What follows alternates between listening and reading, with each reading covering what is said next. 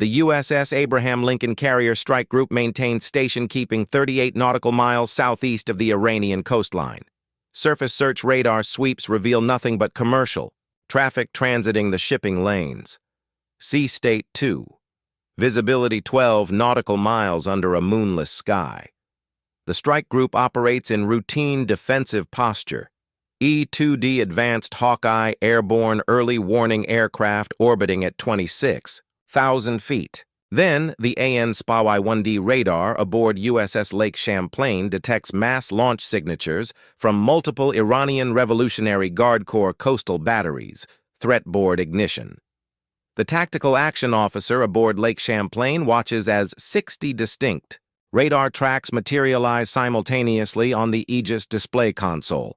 Launch origins: Bandar Abbas Missile Complex, Keshem Island Installations, Jask Naval Base.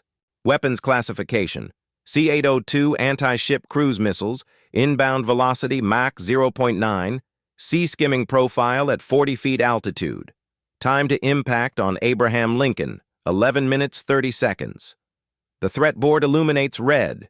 Every escort vessel in the strike group locks fire control solutions within 4 seconds. USS Lake Champlain, USS Cape St. George, USS Halsey, 3 Ticonderoga-class cruisers with combined magazine depth of 367 SM-2 and SM-6 missiles. The carrier battle group has trained for exactly this scenario 17 times in the past 6 months.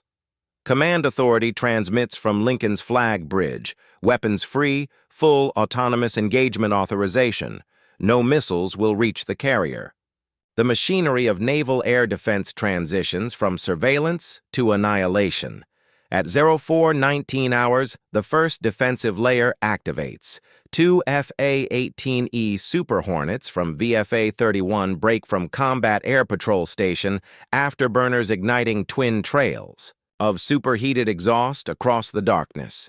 Each aircraft carries 4 AIM-120D AMRAAM missiles with 100 nautical mile engagement range. Radar locks acquired on the forward missile wave at 83 nautical miles. Missiles away. 4. White contrails arc downward toward the sea-skimming threats. Impact in 21 seconds. 3 C-802s disintegrate in sequential fireballs. The 4th AMRAAM achieves a proximity kill, fragmenting warhead shredding guidance systems and rendering the missile ballistic. It impacts harmlessly into the Gulf.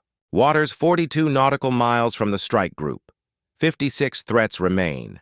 At 04:21 hours, the middle engagement zone activates. USS Lake Champlain ripple fires 12 SM-6 missiles from forward vertical launch cells. Each missile accelerates to Mach 3.5.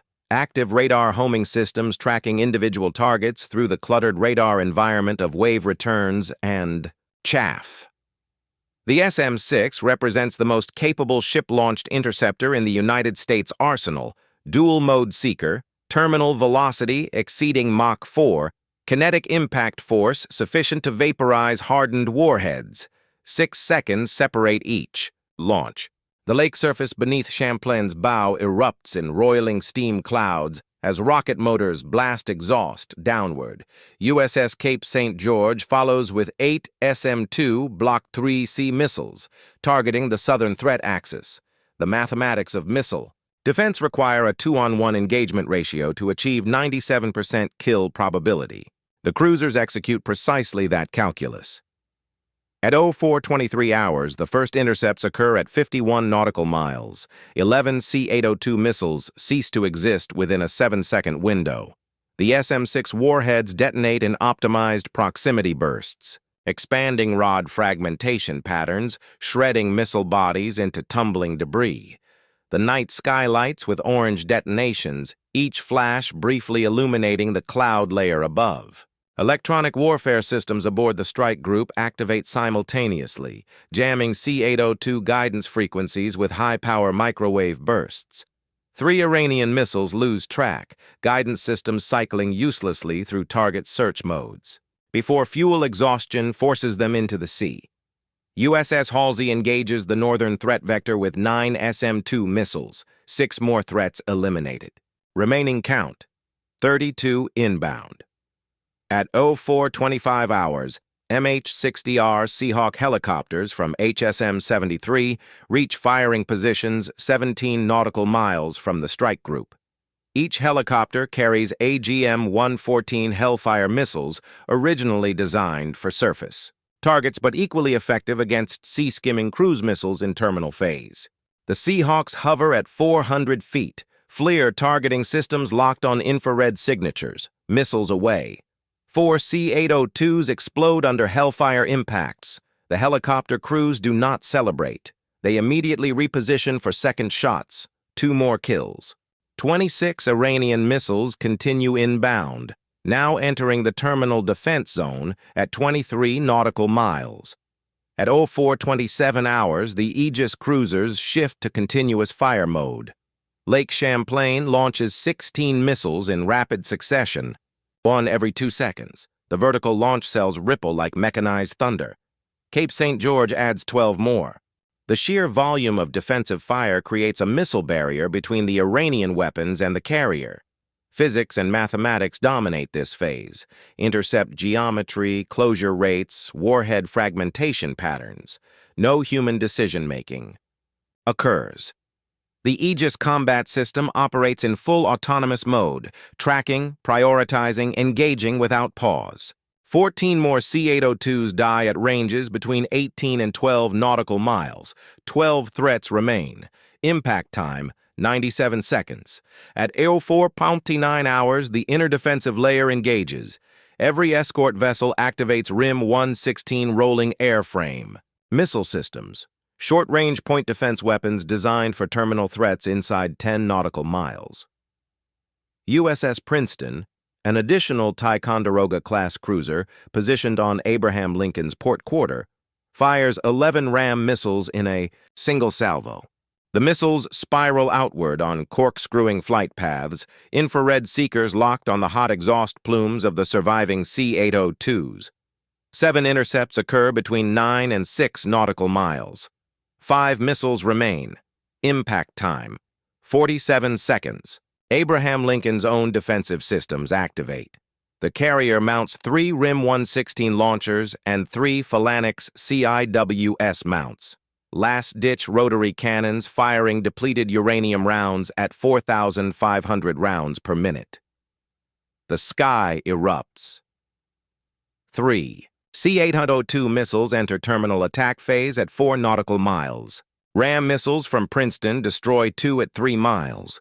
The final 3 missiles accelerate to maximum velocity. Phalanx systems aboard Abraham Lincoln acquire track. The port-side CIWS mount rotates 47 degrees, elevation 22 degrees, and opens fire. Tungsten penetrator rounds fill the air at hypersonic velocity.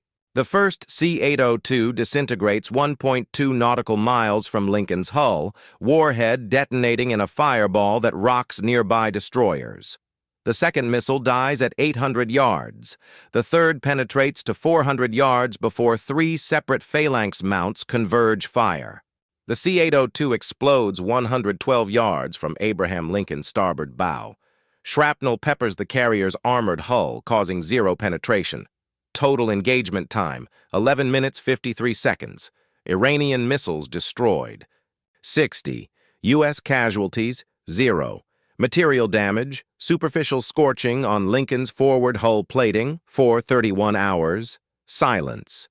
Combat Air Patrol FA-18s remain on station, scanning for secondary threats. None materialize.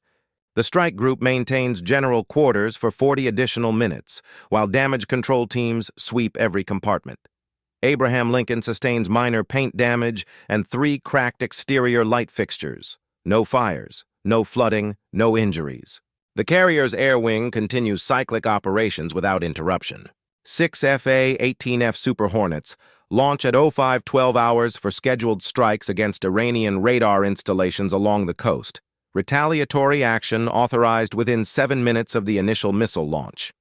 The Iranian Coastal Defense Network, that launched the attack ceases to function by 0630 hours, obliterated by AGM-88E AARGM anti-radiation missiles and JDAM precision munitions. Satellite reconnaissance confirmed 17 destroyed missile launchers, 4 demolished command bunkers, and catastrophic damage to the Bandar Abbas fire control complex. Strategic calculus shifts. The engagement fundamentally reshapes Iranian threat assessment. 60 missiles, representing approximately 23% of the Revolutionary Guard Corps' operational C-802 inventory, achieved zero effect against a prepared carrier strike group. The tactical lessons were immediate. Naval air defense technology had reached a threshold where mass saturation attacks no longer guaranteed penetration. The Aegis combat system, operating in networked mode across multiple platforms, created an engagement envelope of sufficient depth that even coordinated missile salvos could be defeated through layered intercepts. Iranian naval commanders faced an unpleasant mathematical reality. Their primary anti-carrier weapons had become obsolete against U.S. defensive systems. Regional reactions cascaded throughout the Gulf states. Saudi Arabia immediately requested accelerated delivery of Aegis-equipped destroyers. The United Arab Emirates initiated procurement discussions for SM-6 missiles. Oman quietly permitted, expanded U.S. naval access to Duqm port facilities. The balance of power in the Strait of Hormuz, long contested through asymmetric threats and guerrilla naval tactics, tilted decisively. Iran's ability to credibly threaten closure of the strait, a threat repeated dozens of times over 2 decades, evaporated in 12 minutes of combat. Insurance rates for tanker traffic through the Hormuz shipping lanes dropped 11% within 72 hours. The doctrinal implications reached beyond the immediate theater. U.S. Navy surface warfare doctrine had emphasized integrated air defense since the 1980s, but this engagement provided definitive proof of concept under actual combat conditions. Every major navy studied the engagement parameters. China accelerated development of hypersonic anti-ship weapons, specifically designed to defeat Aegis-class defenses. Russia modified its naval doctrine to emphasize submarine-launched weapons over air and surface-launched cruise missiles. The global arms market for advanced air defense systems expanded 14% in the subsequent fiscal year. Abraham Lincoln remained on station for 6 additional weeks, conducting freedom of navigation operations with increased visibility. The carrier transited the Strait of Hormuz 17 more times without incident. Iranian coastal batteries remained silent. Revolutionary Guard Corps fast attack craft maintained distances exceeding 20 nautical miles. The psychological impact of comprehensive defensive victory exceeded the tactical results. Deterrence functions through demonstrated capability, not theoretical capacity. 11 minutes, 53 seconds of combat. 60 missile threats neutralized through coordinated fires across 7 platforms operating as a single integrated system. 0 American casualties. The engagement validated 2 decades of investment in networked naval warfare and precision missile defense. The Strait of Hormuz remains open not through diplomatic negotiation, but through the absolute capability to destroy any threat that challenges passage. The Abraham Lincoln Carrier Strike Group demonstrated that capability with mathematical precision. The message resonated across every potential adversary with access to satellite reconnaissance. Naval aviation and missile defense had reached a technological apex where even determined, well-coordinated attacks could be defeated through superior systems integration. The era of carrier vulnerability to mass cruise missile strikes ended at 0431 hours on a moonless morning in the Strait of Hormuz.